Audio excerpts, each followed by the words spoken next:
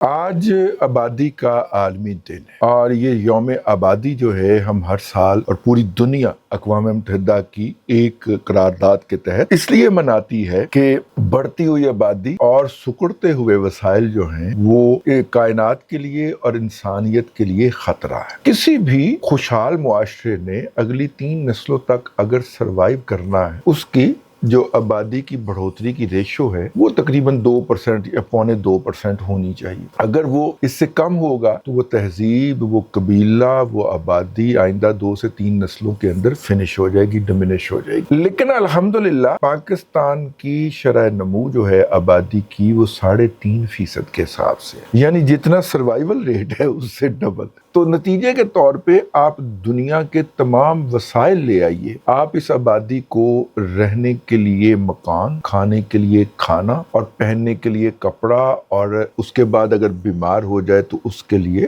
صحت کی سہولیات فراہم نہیں کر سکتے۔ اب پاکستان کے نظام کے اوپر امریکہ کا بجٹ لا کے لگا دیجیے، لیکن آپ یہ سہولتیں فراہم نہیں کر پائیں گے، کیونکہ جس سپیڈ سے، جس رفتار سے یہ آبادی بڑھ رہی ہے، یہ ایک خوفناک ایٹم بم ہے۔ 2050 تک ہمارے بارے میں یہ پریڈکشن ہے کہ ہم تقریباً 40 کروڑ کی آبادی کا فگر کراس کر چکے ہوں گے۔ تو یہ ایک بڑی خوفناک سچویشن ہے۔ اتنے لوگوں کے لیے اسکول کہاں سے آئیں گے، اتنے لوگوں کے لیے ہسپتال کہاں سے آئیں گے؟ تو ہمیں اس کے اوپر خود ہی غور کرنا چاہیے۔ کوئی بھی کمپلسو جو ہوتا ہے، مطلب کہ زبردستی سے نافذ کیا گیا نظام، وہ روب عمل نہیں آ سکتا۔ اس کے لیے لوگوں کو شعور دینا پڑے گا۔ تعلیمی شعور کی بات کر رہا ہوں۔ جب آپ تعلیم دیں گے تو لوگوں کو علم حاصل کرنے کا انسٹرومنٹ ملے گا اور وہ اپنا اچھا بھلا سوچ سکیں گے۔